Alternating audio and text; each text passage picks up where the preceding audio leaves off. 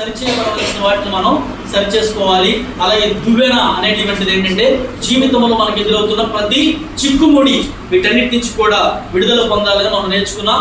ఆ తర్వాత చివరిగా మరి రెడీ అవ్వాలి, అంటే అలంకరించుకోవాల్సినటువంటి వాటితో మనం అలంకరించుకొని మరి వరుడుగా ఆయన వస్తున్నప్పుడు వధువు సంఘముగా సిద్ధపడి దేవుణ్ణి ఎదుర్కోగలగాలి. వధువు సంఘంగా సిద్ధపడడానికి మరి ఈ రోజున చాలా డినామినేషన్స్ ఉన్నాయి. డినామినేషన్స్ అంటే సంస్థలు ఉన్నాయి. అంటే బైబిల్ అందరికీ ఒకటే, జాగ్రత్తగా వినాలి. బైబిల్ అందరికీ ఒకటే. కానీ మీకు చూస్తే మా చిన్ననాటితనంలో మేము చిన్నప్పుడు రోమన్ క్యాథలిక్ చర్చ్కి వెళ్ళేవారు, ఆర్సీఎంకి మేము కూడా వెళ్ళేవారు. కానీ వాళ్ళ బైబిల్ ఎంత ఉంటుందో తెలుసా?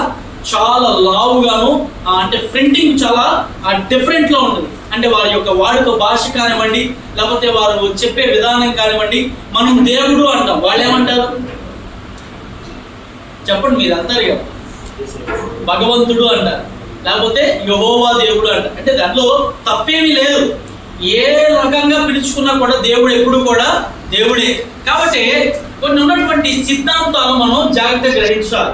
ఎందుకు సిద్ధాంతాలను గ్రహించాలని అంటే, నేనున్నటువంటి ప్రపంచంలో చాలా రకాలైనటువంటి డాక్ట్రిన్స్ రాంగ్గా బోధ చేస్తున్న వాళ్ళు చాలా మంది ఉన్నారు. అంటే నేను వేరేగా చెప్పడం లేదు, కానీ సిద్ధాంతము అనేటువంటిది ఎక్కడున్నా ఏ భక్తి చేసినా ఒకటే సిద్ధాంతం. గమనించండి. ఇప్పుడు మనం క్రైస్తవులుగా ఉన్నాం, మనకి ఆధారమైన గ్రంథం ఏంటిది? బైబిల్. అలాగే హైందవ సహోదరులు ఉన్నారు, వాళ్ళకి ఆధారమైన ఏంటిది గ్రంథం? భగవద్గీత. అలాగే ముస్లిం సహోదరులు ఉన్నారు, వాళ్ళకి ఆధారమైనటువంటి గ్రంథం ఏది? ఖురాన్.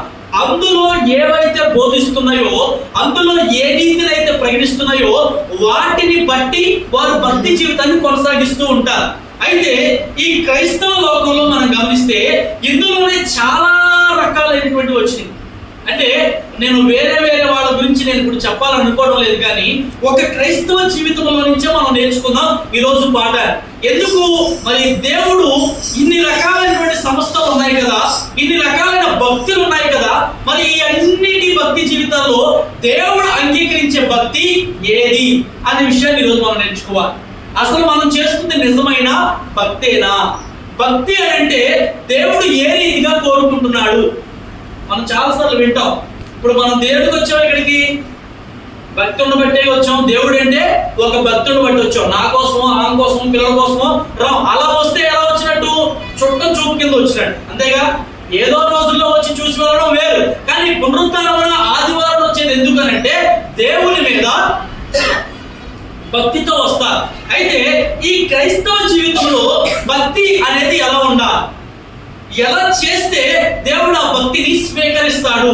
నేనున్నటువంటి క్రైస్తవ లోకము ఎలాంటి భక్తిని కొనసాగిస్తుంది? ఆలోచన చేద్దాం. ఇప్పుడు మనకున్నటువంటి కొన్ని సిద్ధాంతాలు తెలిసినటువంటి సంస్థలను జ్ఞాపకం చేసుకుంటే, ఒకటి రోమన్ క్యాథలిక్ మిషన్. ఇది మరి తరతరాలుగా, దాదాపు చాలా తరాల తరబడి వస్తున్నటువంటి ఒక ఆచార సాంప్రదాయబద్ధమైనటువంటి ఒక సంస్థ. ఇది ఒక మిషనరీ సంస్థ, లేకపోతే ఇది ఒక చాలా ఆస్తి ఎక్కువగా ఉన్నటువంటి సంస్థ. ఏ నగరంలోనైనా, పట్టణంలోనైనా, గ్రామంలో అయినా, ఎక్కడైనా ఏముంటుందో తెలుసా? ఆర్సీఎం చర్చ్ అనేది. ప్రొటెస్టెంట్ గా ఉన్నటువంటి చర్చిలు ఉన్నా లేకపోయినా, పెంతెకోస్తు మందిరాలు ఉన్నా లేకపోయినా ఆర్సీఎం చర్చిలు చాలా ఉంటాయి. అలాగనే ఈ క్రమక్రమేణా వస్తున్నటువంటి ఆచార సాంప్రదాయాలన్నింటినీ కూడా కొంతమంది సంఘ సంస్కరణలు మార్చుకుంటూ వచ్చారు. అసలు బైబిల్ ఏం చెప్తుంది, మనుషులు ఏం బోధిస్తున్నారు అనే విషయము జ్ఞాపకం చేసుకున్నప్పుడు, నేను ఇంచుమించు దాదాపు 1830 సంవత్సరంలోనికి వెళితే మార్టిన్ లూథర్ అనే మనుషుడి పేరున్నారా? మార్టిన్ లూథర్ అనేటువంటి మనుషుడి పేరు. అతడు ఆ గ్రంథాన్ని చదవాలనుకున్నాడు. ఇంతకు ముందు మన చేతిలో ఉన్నట్లుగా ఈ బైబిల్స్ మన చేతిలోకి ఇవ్వబడలా. పాస్టర్ గారి దగ్గర ఒక్కళ్ళ దగ్గర బైబిల్ ఉండేది, ఎవరి దగ్గర బైబిల్ ఉండేది కాదు. ఆ గ్రంథాన్ని పట్టుకొని ఆ ఫాదర్ గారు ఏదైతే చెప్తారో అదే వాళ్ళందరూ పాటించాలి. ఇందులో నిజంగా అది ఉందా లేదా అని ఎవరికి, వినేవాళ్ళు ఎవరికి కూడా తెలియదు.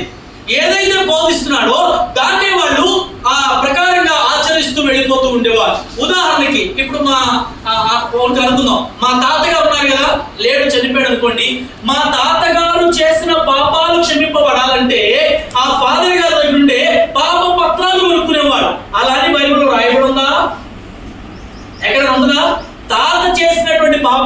తొలగిపోవాలంటే మీరు పాపపత్రాలు కొనుక్కోండి. మీకు తెలిసిన ఒక మాట చెప్తా. ఫాదర్ గారు చైర్లో కూర్చున్నారు అనుకో, కొన్నిసార్లు ఆయన దగ్గరికి వెళ్ళి మోకాళ్ళు వేసి చెప్తారు కదా. ఒక మనిషికి ఇంకో మనిషి చేసినటువంటి లోపాలు తెలియచేయడం వల్ల అక్కడ ఒరిగేదేమీ ఉండదు.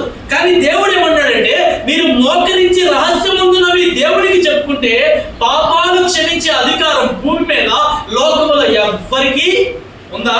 ఎవ్వరికీ లేదు. నేను పాపిని, నా పాపం ఎవరైనా క్షమిస్తారా? ఎవరు క్షమించలేదు.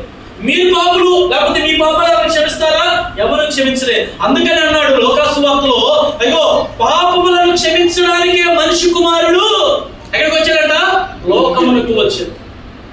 ఇదిగో లోక పాపలను మోసుకొని పోవు దేవుని గొర్రెపిల్ల. కాబట్టి లోకములో ఉన్న మనుషులందరి పాపాలు తొలగించేది ఎవరు అంటే దేవుడు ఒక్కడు మాత్రమే. జాగ్రత్తగా వినండి, బైబిల్ చూడగానే ఒకసారి వాక్యాన్ని వినండి. ఇలాగా కొన్ని ఆచార ప్రకారమైనటువంటి సాంప్రదాయాలు కలిగినటువంటివి కొన్ని ఉన్నాయి. అయితే వీళ్ళలో చేస్తున్నటువంటి భక్తిని మనం ఆసరాగా చేసుకుంటే అది తరాల తరబడి వస్తున్నటువంటి ఆచార సాంప్రదాయం కాబట్టి కొంతమంది అటువైపు నడుస్తూ వెళుతున్నారు. అందులో మరలా చెప్తున్నా, ఎవరైనా ఎప్పుడైనా మీరు గమనించండి, ఏ మందిరానికి అంటే ఏ ఆశ్రమ చర్చికి వెళ్ళేవాళ్ళు, మిమ్మల్ని ఉద్దేశించి మాట్లాడలేదు, కేవలం వాక్యాన్ని తెలుసుకుంటారని చెప్తున్నా. ఏ ఆశ్రమ చర్చికి వెళ్ళేవాళ్ళైనా, ఏ మిషనరీ చర్చికి వెళ్ళేవాళ్ళైనా, అనగా సియోను పెంతికోస్తు ఉంది, అది ఒక సిద్ధాంతాన్ని ప్రకటిస్తుంది. హోసన్నా మందిరం ఉంది, అదొక సిద్ధాంతాన్ని ప్రకటిస్తుంది. మనలాంటి పెంతికోస్తు మందిరాలు ఉన్నాయి, అవి ఒక సిద్ధాంతాన్ని ప్రకటిస్తాయి. అంటే కొంతమంది ఉన్నారు యెహోవా సాక్షులు అంటారు, వాళ్ళకి పాత నిబంధనే కావాలి, కొత్త నిబంధనతో పని లేదు. వీళ్ళేమన్నారు? యెహోవా సాక్షులు అంటే దేవుడికి మాత్రమే వాళ్ళు ఆరాధిస్తారు, యేసయ్యను ఆరాధించు. కొంతమంది యేసు మాత్రమే దేవుడు అంటారు, పరిశుద్ధాత్మని నమ్మరు. కొంతమంది ఏం చేస్తారు? పరిశుద్ధాత్మని నమ్ముతారు, దేవుణ్ణి యేసయ్యను. ఇలాంటి తరతరాలుగా చాలా రకాలైనటువంటి భక్తులు లోకంలో ఉంటూ ఉన్నారు. ఇప్పుడు మనం ఆలోచించవలసిన విషయం ఏంటంటే, మనం ఎలాంటి భక్తి చేస్తున్నాం? దేవుణ్ణి నమ్ముతున్నామా? చెప్పాలి. దేవుణ్ణి నమ్ముతున్నామా? యెహోవా దేవుడు ఉన్నాడని నమ్ముతున్నాం. యేసుక్రీస్తున్నాడని నమ్ముతున్నారా? చెప్పాలి. యేసుక్రీస్తున్నాడని నమ్ముతున్నారా? అలాగే పరిశుద్ధాత్ముడు ఉన్నాడని నమ్ముతున్నారా? ఎందుకు ఈ మాట చెప్తున్నానంటే, ఫస్ట్ ఆది కాండములోనే దేవాది దేవుడు చెప్పిన మాట ఏమిటంటే, మీరు ఈ లోకంలో మనుషులు సృజించడానికి ఆయన చెప్పిన మాట ఏంటంటే, మనము మన పోలిక చొప్పున మన స్వరూపములో అన్నాడు. అదే దేవుడు ఒక్కడే ఉంటే నా పోలిక నా స్వరూపం అంటారు. ఇప్పుడు పిల్లలు ఏమంటారు? అచ్చం మీ నాన్న పోలికరా అంటారు, అంతేనా? అచ్చం మీ అమరాలు ఉన్నవరా అంటారు. అంటే ఒక మనుషుడిని ఒక రీతిగా పోల్చేవాడు. కానీ ఇక్కడ బైబిల్లో వాక్యం ఏమంటున్నాడంటే, మనము మన పోలిక చొప్పున. మన పోలిక అంటే మన అని ఎంతమంది ఉన్నారు అంటే, ఆఫ్ కోర్స్ ఒకరు ఇద్దరు ముగ్గురు ఎంతమంది ఉన్నారనే విషయం మనకు అర్థమవుతుంది. అంటే తండ్రి కుమార పరిశుద్ధాత్మలు ఉన్నారు. ఈ ముగ్గురిని ఆరాధించినటువంటి వారిదే నిజమైన భక్తి. దేవునికి స్తోత్రం కలుగునగా. హల్లెలూయా. ఏది భక్తి నిజమైంది? ఏది భక్తి? తండ్రి కుమార పరిశుద్ధాత్మలో ఎవరైతే ఆరాధిస్తారో వారిది నిజమైన భక్తి. ఈ రోజున కొంతమంది బాప్తిషాలు ఇచ్చేటప్పుడు యేసు నామములో బాప్తిసం ఇస్తున్నాం, కాదు కాదు. దేవుడి నామములో బాప్తిసం ఇస్తున్నాం, కాదు కాదు. ఎవరి నామములో తీసుకో తెలుసా? తండ్రి కుమార పరిశుద్ధాత్మ నామములో బాప్తిసం తీసుకో. త్రియేక నామం కలిగినటువంటి వాడే మన దేవుడు. అలాంటి గొప్ప దేవుడిని కలిగి ఉన్నటువంటి మనము మంచి సిద్ధాంతాలను పాటించాలి. ఇప్పుడు యేసుక్రీస్తు రాబోతున్నాడు అని చెప్తున్నప్పుడు వధువుగా సిద్ధపడవలసిన సంఘము ఒక మంచి భక్తి చేయకపోతే, ఒక మంచి అలంకరణ లేకపోతే, ఒక మంచి ఉద్దేశాలు కలిగి లేకపోతే దేవుడు స్వీకరించలేడు కదా. ఎలా అలంకరించుకోవాలో గడిచిన వారం చెప్పారు. అద్దం ముందుకు వెళ్ళాలి. అద్దంలో మనం ఎలా ఉంటామంటే, మనకి ఎక్కడ మచ్చలు ఉన్నాయో, ఎక్కడ కళంకం ఉందో అవన్నీ కనబడతాయి. దేనిలో? వాక్యములో. ఆ వాక్యంలో చూసుకున్నప్పుడే. అలాగనే దుబేలతో ఉన్నటువంటి చిక్కుముడులన్నీ విప్పుకోవాలంటే దేవుని వాక్యపు మాటలతో మనకున్నటువంటి సమస్యలన్నింటి, ఆ అసమాధానాలన్నింటి కూడా మనం తొలగించుకోవాలి. ఒకటేనండి దేవుడు నేర్పిస్తున్న పాఠం. ఒక మంచి భక్తి జీవితం కలిగి ఉండాలి అంటే ఈ యొక్క క్రైస్తవ జీవితం అంతా కూడా ఒకే మాటలో ముడిపడి ఉన్నది. అదేమిటి అంటే, నిన్ను వలె నీ పొరుగు వారిని, నిన్ను వలె నీ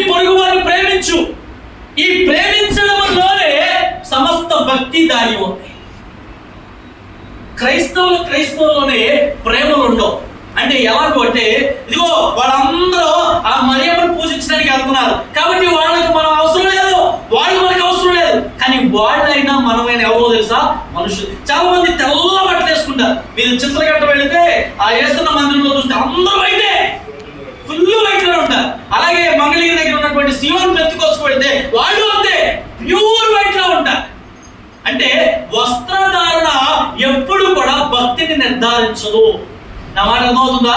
వస్త్రాలు వేసుకున్నంత మాత్రాన, వైట్ డ్రెస్ వేసుకున్నంత మాత్రాన మనం భక్తులు అనడానికి ఏ అవకాశం? అలాగే వైట్ అంగీ వేసేసుకున్నంత మాత్రాన వారు నిజమైన భక్తి పరులు అనడానికి అవకాశం లేదు. అందుకే మళ్ళా చెప్తున్నాడు పేతురు పత్రికలో, దేవుడు ఎప్పుడు కూడా మనుషుని యొక్క పైరూపాన్ని చెప్పాలి, మనుషుల యొక్క పైరూపాన్ని లక్ష్య పెట్టడు. అంటే మనం ఎలా అందంగా తయారయ్యాం, మనం ఏ డ్రెస్ వేసుకున్నాం, ఇవేవి కూడా దేవుడు చూసేవాడు కాదు. ఇర్మియా గ్రంథంలో అంటాడు, ఆయన హృదయ అంతరంగాలను పరిశీలించు. అంటే దేవుడికి కావాల్సింది మన శరీరం కాదు, ఏది కాదు, కానీ మన లోపల ఉన్న హృదయ ఆంతర్యం దేవునికి కావాలి. అది ఎలా ఆలోచిస్తుంది, అది ఏం ఘోషిస్తుంది, అదేం చెప్తుంది, దేవుని యందు భక్తి ప్రణాళిక ఎలా సిద్ధపాటు చేసింది అనేది మాత్రమే దేవుడు కోరుకుంటూ ఉన్నాడు. దేవునికి మహిమ కలుగునగా. ఆఖరి వచనంలో మనం పాడుతున్న పాట అదే కదా, నా దోషములే నిన్ను సిలువకు గురి చేశాను, నా పాపములే నిన్ను అణువణువున హింసకు గురి చేశాను. తర్వాత నీవు కాచిన రక్తధారలే నా రక్షణకు ఆధారం, నీవు చేసిన త్యాగమే. ఆ చివరి వచ్చిన ఏమంటున్నాడు? ఆధారం అది ఏ హృదయం కావాలంట? సిలువను చేరిన విరిగి నలిగిన హృదయముతో. దావీదు భక్తుడు రాస్తున్న మాట అదే, అయ్యా నీవు బలులు కోరువాడు కావు, కోరి ఎడల నేను నీకు అర్పిస్తాను, కాబట్టి నీకు కావాల్సింది ఏమిటంటే విరిగి నలిగిన హృదయం ఏమవ్వాలంట? విరిగిపోవాలంట, నలిగిపోవాలి. యేసుక్రీస్తు అదే చేయబడ్డాడు. మనుషులందరి చేత ఆయన ఏమయ్యాడు తెలుసా? విరవబడ్డాడు. మీకు బలపరిచయం చూపించారు కదా, రొట్టెను ఎలా అయితే విరుస్తున్నామో ఆయనను అలా విరిచారు. చాలా మంది తిట్టేటప్పుడు కొట్టేటప్పుడు అరే ఆయన ఎరగొట్టే ఉందంటారు. అంటే విరగొట్టేమంటే అర్థం ఏంటి? బాగా కొట్టమని అర్థం. బాగా నల్లగొట్ట అంటారు. అంటే ఏంటి? బాగా గట్టిగా దండించమని, కొట్టమని. అంటే ఈ శరీరాన్ని విరిగి నలగొట్టమంటారు. దేవుడు కూడా కోరుకుంటున్నదే, నీ హృదయాన్ని వేర్చాలంటే విరిగి నల్లగొట్టబడిన హృదయంతో దేవుడి దగ్గరికి వస్తే అది నిజమైనటువంటి భక్తి. దేవునికి స్తోత్రం కలుగునగా. హల్లెలూయా, హల్లెలూయా. ఈ రోజున ఏ ప్రణాళికాబద్ధాలతో, ఏ యొక్క ఆధారపూరితమైన గ్రంథాలతో మనం దేవుడిని ఆరాధించినా ఒక్కటే చెప్పే మాట, నిజమైన భక్తిని మనము, వేషధారణతో కూడిన భక్తి మనం చేయకూడదు. చాలా మంది శాస్త్రులు, పరిసయ్యులు యేసుక్రీస్తు దగ్గరికి వచ్చారు. ఏంటయ్యా నీ శిష్యులు అసలు ఉపవాసం చేయరా? నీ శిష్యులు ఎందుకు ఏ దొరికితే తినేస్తా ఉంటారు? మరి ధర్మశాస్త్రం ప్రకారంగా ఉపవాసం ఉండాలి కదా అని అడుగుతున్నప్పుడు యేసుక్రీస్తు చెప్పిన మాట ఏంటో తెలుసా? పెండ్లి కుమారుడు వాళ్ళతో ఉంటే ఎవరైనా ఉపవాసం ఉంటారా అని అడిగాడు. అంటే అర్థం ఏంటి? పెళ్లి చేసుకోబోయేవాడు, పెళ్లి కుమారుడు వాళ్ళతో ఉన్నప్పుడు వాళ్ళు ఎందుకు ఉపవాసం ఉంటారు? వాళ్ళు ఉపవాసం ఉండవు. ఎందుకంటే కాబోతున్నటువంటిది పెళ్లి. వాళ్ళు ఉపవాసం ఉండాల్సిన అవసరం లేదు. పెళ్లి కుమారుడు కొనిపోబడవలసినటువంటి సమయం వస్తుంది. పెళ్లి కుమారుడు మీలో నుండి ఆరోహణమయ్యే సమయం వస్తుంది. అప్పుడు నేను చెప్పకపోయినా మీరు ఉపవాసం ఉంటారు. దేవునికి స్తోత్రం కలుగునుగాక. హల్లెలూయా. కాబట్టి దేవుని బిడ్డలారా, ఈ రోజున ఈ పునరుద్ధరణ దినమున ఒక్క వాక్యాన్ని మనం చదువుకుందాం. చూడండి, యాకోబుకు రాసినటువంటి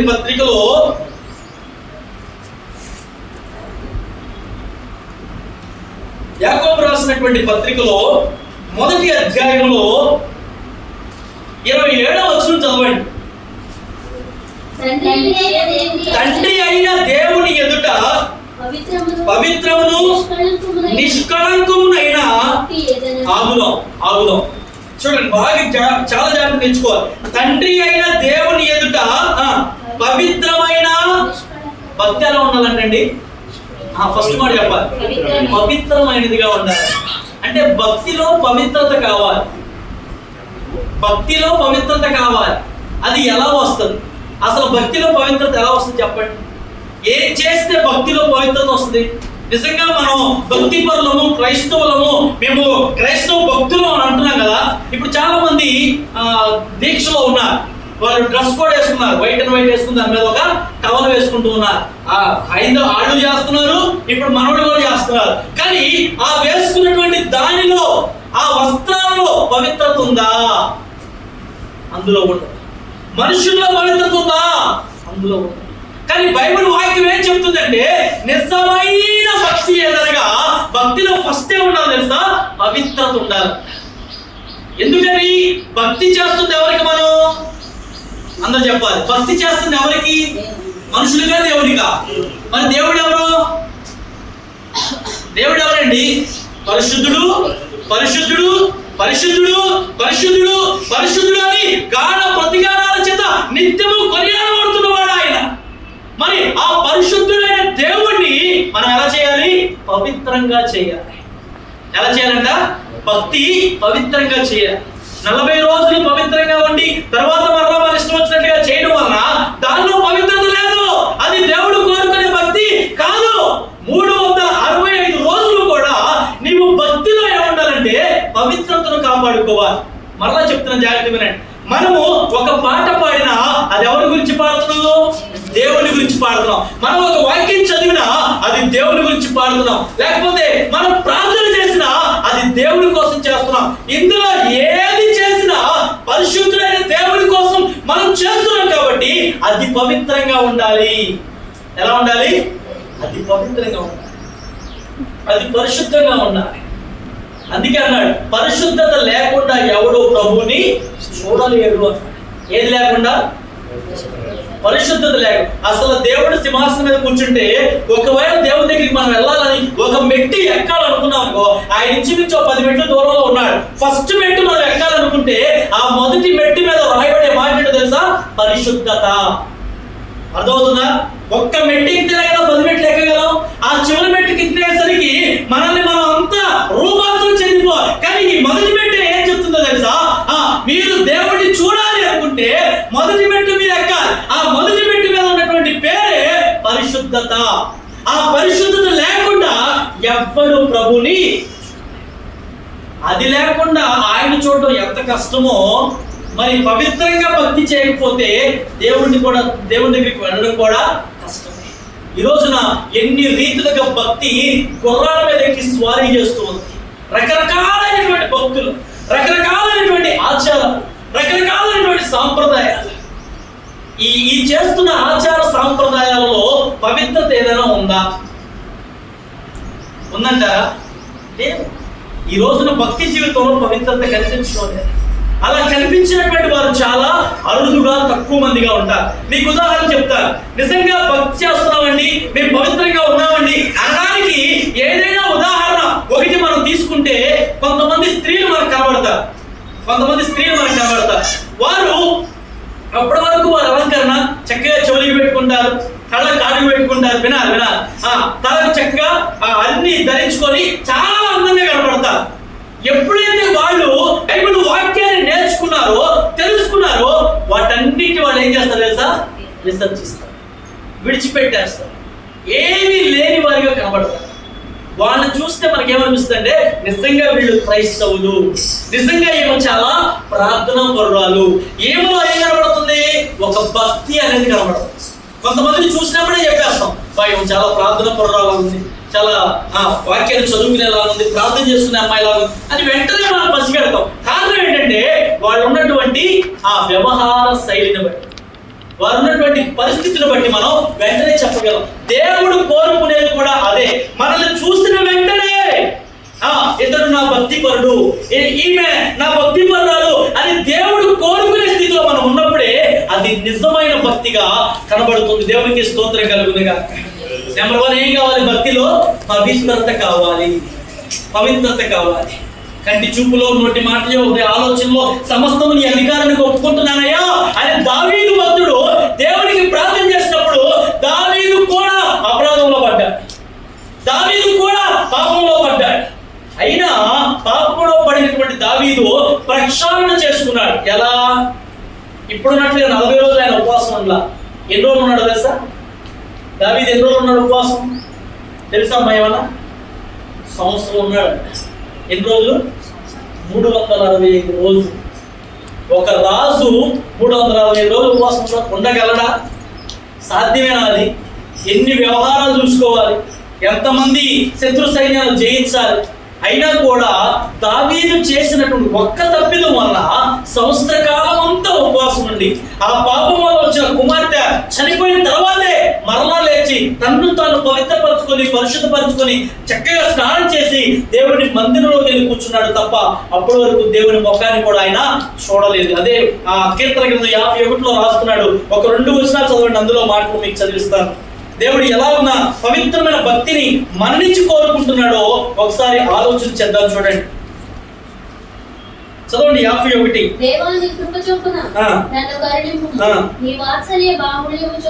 5 నుంచి చదివాను. లేక 4.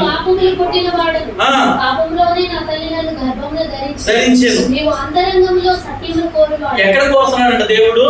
అంతరంగంలో సత్యమును కోరుతున్నాడు. అంటే మనం అబద్ధం చెప్తున్నామో నిజం చెప్తున్నామో ఎక్కడి నుంచి వస్తుందో తెలుసా? హృదయంలో నుంచే వస్తుంది. కానీ దేవుడు ఏం కోరుకో? అంతరంగంలో సత్యాన్ని. అంటే నువ్వు ఏది చెప్తున్నావో దేవుడికి ముందే తెలుసు. అది అబద్ధమో నిజమో దేవుడే గ్రహించగలిగిన వాడు. అందుకే దావీదు ఒకవేళ అక్కడ అబద్ధం ఆడతాడేమో అనుకున్నాడు, కానీ దావీదు అబద్ధం ఆడలా. ఉన్నది ఉన్నట్టుగా దేవుడి సన్నిధిలో ఒప్పుకున్నాడు. కనుకనే ఆ మాట క్షుణ్ణంగా రాస్తున్నాడు. అంతరంగంలో నీవు సత్యమును కోరుచున్నావు, తెలియచేయము. అదిగో నేను పవిత్రుడనగునట్లు హిస్సోపుతో నా పాపం పరిహరింపుము. హిమము కంటెను నేను తెల్లగా ఉండునట్లు నీవు నన్ను కడుగుము. ఉత్సాహ సంతోషములు నాకు వినిపించుము. నీవు విరిచిన ఎముకలు హర్షించును. నా పాపములకు విముఖుడవు కమ్ము. నా దోషములన్నిటిని తుడిచివేయము. దేవా నా యందు శుద్ధ హృదయము కలుగచేయము. ఈ మాట వినండి, నా అంతరంగములో స్థిరమైన మనసును. అంటే అప్పుడు దాకా ఉన్న మనసు ఏంటి? అంతరంగంలో స్థిరమైన మనసు నూతనంగా పుట్టించమంట. అంటే అప్పుడు దాకా ఉన్న మనసు ఏంటి? అప్పుడు దాకా ఆయనకి స్థిరమైన మనసు లేదు. అప్పుడు దాకా మనసు అంతా అలసటి గలిబిలిగా ఉంది. ఏం చేస్తున్నాడో ఆలోచించట్లా. ఎందుకంటే నేను మరలా చెప్తున్నాను, ఒక తప్పు చేస్తే దాన్ని కప్పిపుచ్చుకోవడానికి ఇంకోటి ఖచ్చితంగా చేయాలి. దాన్ని కప్పిపుచ్చుకోవడానికి ఇంకోటి చేయాలి. దావీదు జీవితంలో అదే జరిగింది. ఒక స్త్రీని మోహించడం వల్ల, ఆమెతో తప్పు చేయడం వల్ల దావీదు చేసిన మిస్టేక్ ఏంటో తెలుసా? చేసిన పాపం చేసి వదిలేస్తే అయిపోయి, కానీ ఆమె భర్తను యుద్ధ రంగంలో ముందు పెట్టి చంపించేశాడు. ఒకటి పాపం చేశాడు, రెండోది నరహత్య కూడా చేశాడా చేయలేదా? అంతే కదా. ఈ పాపం కన్నా అది ఘోరంగా అమాయకుడుగా ఏమి తెలియని వాడిగా ఉన్నటువంటి ఊరియా, ఆమె భర్త పేరు, ఆయన్ను యుద్ధ రంగంలో ముందు పెట్టి, ముందున్నోడికి ఇంకా గట్టిగా దెబ్బలు తగులుతాయి యుద్ధంలో, అలా ముందు పెట్టి బాణం గురిపెట్టి కొట్టి అతను చచ్చిపోయేలా చేశాడు. ఊరియా మరణానికి కారణం దావీదైపోయాడు. ఇప్పటి వరకు నేను చేసిన పాపంతోనే గలిబిలి అలజడిపోయానయ్యా, ఇప్పుడు మరొక హత్య, నరహత్య నా వల్ల జరిగింది. అందుకని నా హృదయం ఎలా ఉందో తెలుసా? అసలు స్థిరంగా లేదు, చాలా అకలవికలంగా ఉంది. నేను స్థిరంగా నిలబడలేకపోతున్నా, నిద్రపోలేకపోతున్నా, కూర్చోలేకపోతున్నా. నా పరిస్థితి చాలా దారుణంగా ఉంది అనుకుంటున్నా. ఇదే దావీదు చాలా చిన్నతనంలో ఎంత మంచి భక్తి చేశాడో తెలుసా? గొర్రెలను కాచుకుంటూ అరణ్యానికి వెళ్ళినప్పుడు ఎప్పుడు ఆయన నోటే ఉండదు తెలుసా? దేవుని స్తుతులు ఉండేవి. ఎప్పుడు దేవుని స్తుతిస్తూ ఉండేవాడు, ఎప్పుడు దేవుని మహిమపరుస్తూ ఉండేవాడు. ఎప్పుడైతే రాజుగా అభిషేకింపబడ్డాడు, ఆ రాజు అయిన తర్వాత కూడా చాలా కాలం దేవునికి ఇష్టానుసారుడుగా ఉన్నాడు. కానీ లోకం ఎప్పుడు కూడా మోసం చేయడానికి చూస్తుంది. మనుషుడిని లోకం మోసం చేస్తుంది. అలాగే దావీదు కూడా లోకపు ఆశలో పడటం వల్ల మోసపోయాడు. ఆ మోసానికి తోడు నరహంతకుడు అయిపోయాడు. దానివల్ల ఈ మాట రాస్తున్నాడు, దేవా నా యందు ఏ హృదయం కావాలి? శుద్ధ హృదయం కావాలి. మనం దేవుడి యందు ఏ హృదయాన్ని కోరుకోవాలి తెలుసా? శుద్ధమైన హృదయం కావాలి. హృదయము శుద్ధి కాగలిగిన వారే దేవుడిని చూస్తారని మాట రాయబడింది. కాబట్టి నా యందు స్థిరమైన మనసును నూతనముగా పుట్టించుము, నీ సన్నిధిలో నుండి నన్ను త్రోసివేయకుము, నీ పరిశుద్ధాత్మను నా యొద్ద నుండి తీసివేయకుము. చదవండి, నీ రక్షణానందం నాకు మరలా పుట్టించుము, సమ్మతి గల మనసు కలిగి చేసి నన్ను దృఢపరచుము, బోధించదును, పాపులను నీ తట్టు తిరుగుదురు. దేవా, నా రక్షణకర్తమైన దేవా, రక్తాపరాధము నుండి నన్ను. ఇక్కడ ఎందుకన్నాడు ఆ మాట? రక్తాపరాధము అంటే అక్కడ నిర్దోషి యొక్క రక్తాన్ని ఏం చేశాడు? చిందించాడు, అంటే నరహత్య చేశాడు. అలాంటి పాపంలో మరలా నేను పడకుండా నాకు స్థిరమైన మనస్సును, శుద్ధ హృదయమును దయచేయమని దావీదు ప్రార్థన చేస్తున్నాడు. ఇప్పుడు అర్థం చేసుకోండి, నిజమైన భక్తిలో ఏముండాలి తెలుసా? పవిత్రత ఉండాలి, పరిశుద్ధత ఉండాలి. అదే దేవుడు మన నుంచి కోరుకునేది. ఈ రోజున ఏది పడితే అది నమ్ముకొని ఇది భక్తి, ఇది భక్తి, ఇది భక్తి. ఇంచుమించు 48 లక్షల మంది వెళ్ళారండి. ఎక్కడికి? కుంభమేళ. 48 కూడా దాటిపోయింది, కోట్లోకి వెళ్ళిపోయారు. కోట్ల సంఖ్యలోకి వెళ్ళి ఒక సరౌండింగ్ లో కట్టినటువంటి ఒక సముద్రంలో లేకపోతే ఆ నదిలో కేవలం స్నానం చేయడానికే అక్కడికి వెళ్ళింది. ఎందుకంటే అది ఎక్కడ ఉందో తెలుసా? రాజస్థాన్ లో ఉంది. ఇక్కడి నుంచి రాజస్థాన్ వెళ్ళాలండి, ఎంత డబ్బులు ఖర్చు అవుతాయి ఏమండి? అంత ఖర్చు పెట్టుకుని వాళ్ళు ఎక్కడికి వెళ్ళారు? కుంభమేళ అనే దానికి వెళ్ళారు. అక్కడికి వెళ్ళి వాళ్ళు ఏం చేస్తున్నారు? స్నానం చేసి బయటకు వచ్చి మరలా బయలుదేరి వచ్చేస్తారు. అక్కడ స్నానం చేయడం వల్ల వాళ్ళ పాపాలన్నీ కూడా తొలగించబడుతున్నాయి అని వారి నమ్మకం. కానీ ఈ యొక్క నమ్మకంలో వారు ఎంత ప్రయాణం చేస్తున్నారు, వారికి ఎలా వెళుతున్నారు, ఎంత నలిగిపోతున్నారు, ఇవేమి వాళ్ళకేమి ఒకటే వాళ్ళ గురి. అక్కడికి వెళ్ళాలి, అందులో మునగాలి, బయటకు రావాలి, మేము పరిశుద్ధులం కాబడాలి. కానీ ఇక్కడ దేవుడు చెప్తున్న మాట ఏంటి తెలుసా? శుద్ధ హృదయం కావాలి అని అంటే ఏం చేయబడాలి? శుద్ధ హృదయం కావాలంటే ఏం చేయబడాలి? ఒక పవిత్రతలోనికి రావాలంటే, ఒక పరిశుద్ధతలోనికి రావాలంటే కేవలం దేవుడిని ఆశ్రయిస్తే, నమ్ముకుంటే, హృదయపూర్వకంగా ఆయన్ని మనం కోరుకుంటే అదే నీలో నాలో దేవుడిచ్చే శుద్ధ హృదయం. దేవుడికి స్తోత్రం కలుగునుగా. హల్లెలూయా. నువ్వు ఎక్కడికో పారిపోవాల్సిన అవసరం లేదు, ఎక్కడికో వెళ్ళి ఏదో చేయాల్సిన అవసరం లేదు. ఒక కుష్ఠరోగం కలిగినటువంటి నయమాను అనే మనుషుడు ఉన్నాడు బైబిల్లో. ఆ మనుషుడు కుష్ఠరోగంతో బాధపడుతున్నప్పుడు ఆ ఇంట్లో పనిచేసే పని చెప్పిందంట, అయ్యో నాకు తెలిసిన ప్రవక్తున్నాడయ్యా, ఆయన దగ్గరికి వెళ్ళు, ఆయన ఏం చెప్తే అది చెయ్యి అన్నాడు. ఆ నయమాను అన్నటువంటి రాజు ఆ ప్రవక్త దగ్గరికి వెళ్ళి ఏం చేయమంటావు అడిగితే, యోర్దాను నదిలో 7 సార్లు మునగమన్నాడు. ఎన్నిసార్లు అండి? 7 సార్లు మునగమన్నాడు. ఏంటే నదిలోకి వెళ్ళి మునగాల, అలా మునిగితే నేను స్వస్థపడతానా, నాకున్న కుష్టి పోద్దా అని అనుకున్నాడు. అది ఆ ప్రభుత్వం మాట్లాడుతున్నాడు. నేను మునగడానికి చాలా పేరు ప్రఖ్యాతులు కలిగినటువంటి నదులు, సరస్సులు చాలా ఉన్నాయి, నువ్వు చెప్పే దగ్గరికి వెళ్ళి నేను మునిగానండి అనుకున్నాడు. కానీ ఆ బాలిక ఏం చెప్పింది తెలుసా? అయ్యా, 1000 రూపాయలు అమ్మన్నాడు, నువ్వు ఇవ్వలేవా? ఇస్తావుగా, నువ్వు రాజువుగా. లేకపోతే నీ రథాన్ని ఆయనకి ఇచ్చేయండి, ఇస్తావుగా, నీకు వ్యాధి తగ్గిస్తానంటే. గమనించండి, ఒక స్వస్థత పొందుకోవడానికి మనుషుడు ఏదైనా ఇచ్చేస్తాడు. ఇప్పుడు నేను కోటేశ్వరుడు అవ్వాలి అనుకున్నాను అనుకో, ఈ ఇల్లు ఇచ్చేయమంటే ఇచ్చేవా? ఏదైనా పెద్దది వస్తుంది అని అంటే చిన్న వాటిని మనం ఈజీగా వదిలేస్తాం. అలాగే నయమాను అక్కడ మాట్లాడుతున్నాడు, నాకు పెద్ద నదులన్నీ తెలుసు, పెద్ద సరస్సులు తెలుసు, అందులో నేను మునగలను, ఇందులో ఎలా చెప్తున్నావు? అప్పుడు ఆ బాలిక అన్నది, అయ్యా ఆయన ఏదో ఒక మాట చెప్పాడు కదా, వింటే ఏమవుతుంది అన్నాడు. ఒకసారి మునిగాడు, లేచాడు, కుష్ఠరోగం పోలా. రెండోసారి మునిగాడు, మూడోసారి, నాలుగోసారి, 5వసారి. 5 సార్లు అయిపోయిన తర్వాత కోపం వచ్చింది. 5 సార్లు మునిగా అయినా ఏ ప్రయోజనం? 6వసారి కూడా మునిగాడు, తిరిగి లేచాడు, అయినా కుష్ఠు పోలా. ఇక కోపం వచ్చి బయటకు వచ్చేద్దాం అనుకునే తరుణంలో ఇంకొకసారి, దేవునికి స్తోత్రం కలుగునుగాక. 7లో ఎప్పుడు సంపూర్ణ విజయం ఉంటది. ఆ 7వసారి మునిగి లేచిన వెంటనే అదిగో పసిపిల్లల దేహం ఎలా ఉంటుందో నయమాను దేహాన్ని దేవుడు అలా మార్చాడు. దేవునికి స్తోత్రం కలుగునుగాక. హల్లెలూయా, హల్లెలూయా. ఒక పవిత్రమైన భక్తి జీవితానికి రావాలంటే దేవుని మీద పరిపూర్ణమైన విశ్వాసం, నమ్మకం ఉన్నప్పుడే. ఇప్పుడు చదవండి యాకోబు పత్రికలో, పవిత్రమైనటువంటి భక్తి, నిష్కలంకమైన భక్తి ఏదనగా మూసేసారా? చదవాలి. 1:27 తండ్రి అయిన దేవుడి ఎదుట పవిత్రమును నిష్కలంకమైన భక్తి ఎదరగా దిక్కులేని పిల్లలను విధవరాండ్రను వారి ఇబ్బందిలో పరామర్శించుటయు ఇహలోక మాలిన్యము తన కట్టకుండా తన్ను తాను కాపాడుకొనుటయే. రెండు మాటలే.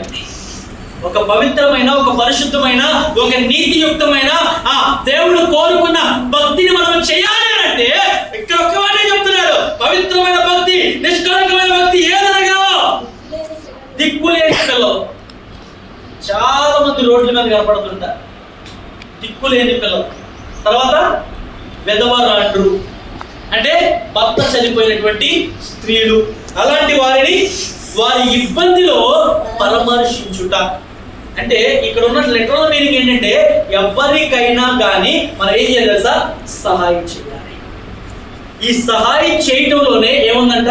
పవిత్రమైన భక్తి ఉందంట, నిష్కళంకమైన భక్తి ఉందంట. ఏమో ఎంతవరకు మన జీవితంలో ఈ చేతుల ద్వారా ఎంతమందికి సహాయం చేస్తామో మనకు తెలియదు. ఒకవేళ ఆ సహాయాలే దేవుడు ఇంకా మనకు ఆయుష్ను పెంచుతూ బ్రతికిస్తున్నారేమో. దేవుడికి స్తోత్రం కలుగునగా. హల్లెలూయా. కాబట్టి మనకు కలిగి ఉన్న దానిలో ఎంతో కొంత కొంచెమైనా కనీసం ఎవరో ఒకరికి మనం సహాయం చేయాలి. ఈ 40 రోజుల్లో ముస్లిం సోదరులు ఎంత సహాయం చేస్తారో తెలుసా? పేదవాళ్ళు ఎవ్వరు వద్దారు. మీరు ఎక్కడైనా మసీదు దగ్గర చూడండి, వారు తీరు ఉంటారు. వాళ్ళకి ఎప్పుడు ఏదో సహాయం చేస్తూనే ఉంటారు. కాబట్టి అలాగూ సహాయం చేయడంలో ఏం దాగి ఉంది? నిజమైన భక్తి దాగి ఉంది. ఆ రెండో మాట కూడా మనం జ్ఞాపకం చేసుకుని ముగించుకుందాం. ఇహలోక మాలిన్యము మనకు అంటకుండా. ఇహలోకములో ఏముందంట? మాలిన్యం ఉంది. అంటే పాపము, శోధన, శ్రమలు, ఇబ్బందులు ఇవన్నీ ఇహలోకములోనే ఉన్నాయి. ఈ మాలిన్యాన్ని మనం అంటించుకోకూడదు. మార్కు సువార్త 7:21 చెప్తున్నాడు, లోకములో ఉన్నవన్నీ భయంకరమైన శరీర కార్యాలు స్వస్థమై ఉన్నాయి. నేత్రాశ, శరీరాశ, జీవముడము, ఏంటి కాముకత్వము, క్రోధము, విమర్శలు, అసూయలు, ద్వేషములు, మత్తతలు ఇవన్నీ నానా రకాలైన చెత్తంతా కూడా ఈ లోకంలోనే. కాబట్టి ఒకటే మాట, లోక సాంగత్యము మంచి నడవని ఏం చేస్తుంది? చెరిపేస్తుంది. అందుకంటే ఒరే వాడి సావాసం నువ్వు పట్టమాకరా బాబు, ఆ సావాసాలు చేయమాకరా అంటారు.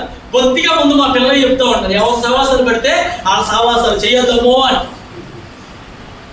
పలానా డుక్కు అంటది, పలానా బంటు అంటది, లేకపోతే పుచ్చకాయ ఎవరెవరో పేర్లు పెట్టి పిలుచుకోవడం, వాళ్ళు సహాయాలు చేయడం. వాళ్ళతో సహవాసాలు చేయడం వల్ల మనం లోకంలో కలిసిపోతాం. మనం సహవాసం చేసేదల్లా ఒక్కలతోనే. ఎవరో? యేసయ్య ఒక్కడే మనకు సహకారి. ఆయనతో మనం సహవాసం చేసిన రోజున ఒక మంచి భక్తి మన జీవితంలోకి వస్తుంది, ఒక మంచి ఆచరణ మన జీవితంలోకి వస్తుంది. ఈ రోజున మరలా చెప్తున్నాను, ఎంతమంది ఏ రకంగా భక్తి జీవితాలను కొనసాగిస్తున్నా నిజమైన భక్తి బైబిల్ ఏం చెప్తుందో దాని ప్రకారంగా పాటించడమే. దిక్కులేని పిల్లలను, విధవరాలను మనం పరామర్శించాలి. కనీసం నువ్వు డబ్బులు సాయం చేయొద్దు, అన్నం పెట్టొద్దు, కనీసం ఎలా ఉన్నాడు అన్న రోటి మాట చెప్పడానికి ఏమైనా బాధ? ఎలా ఉన్నారండి మీరు అని పలకరించడానికి ఏమైనా ఇబ్బందా? అలా పలకరించాలి. యేసుక్రీస్తుకి ఏం పని ఉందండి?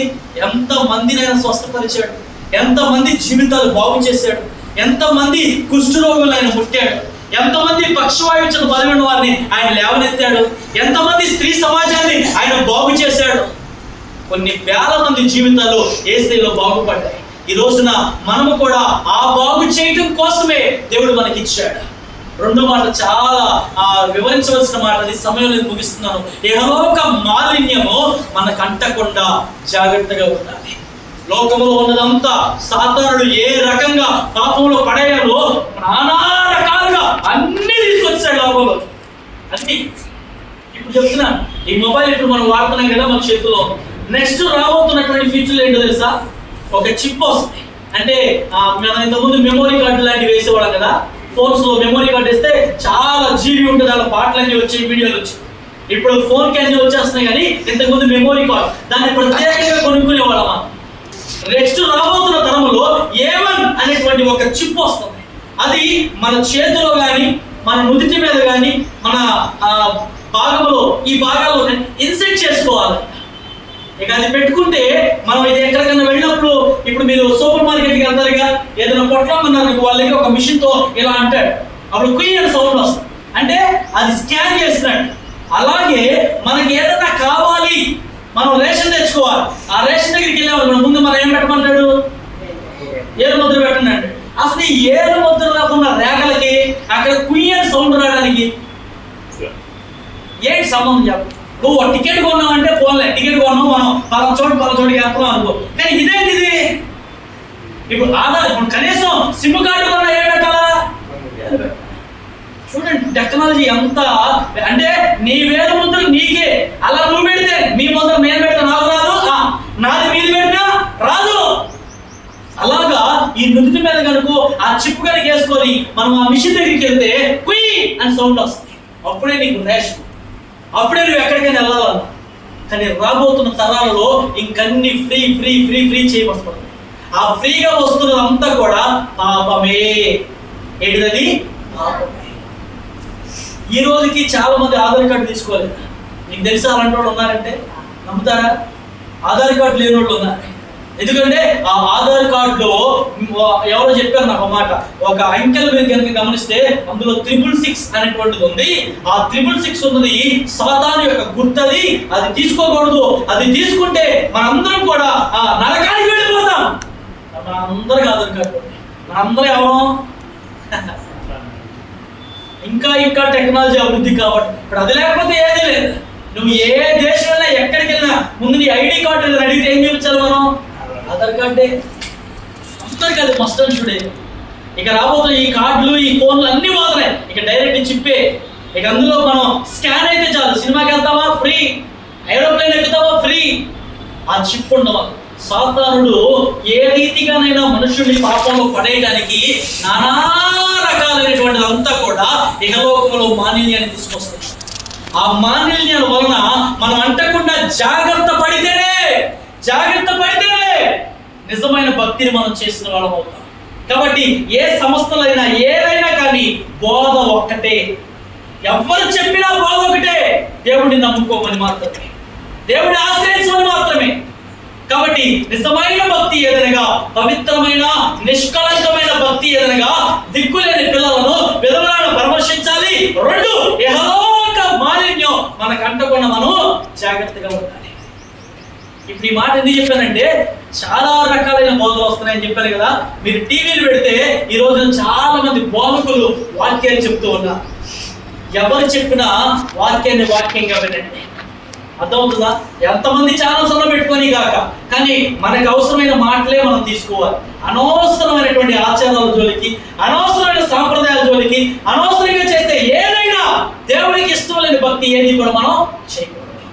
కాబట్టి ఆయన సందులో నిజమైన భక్తి చేస్తేనే వధువుగా మనం సిద్ధపడగలం, ఆయన రాజ్యానికి మనం వారసులు కాగలం. దేవుడి మాటలు మన వినికిడిలో దీవించును గాక. ప్రార్థన చేసుకుంటాం.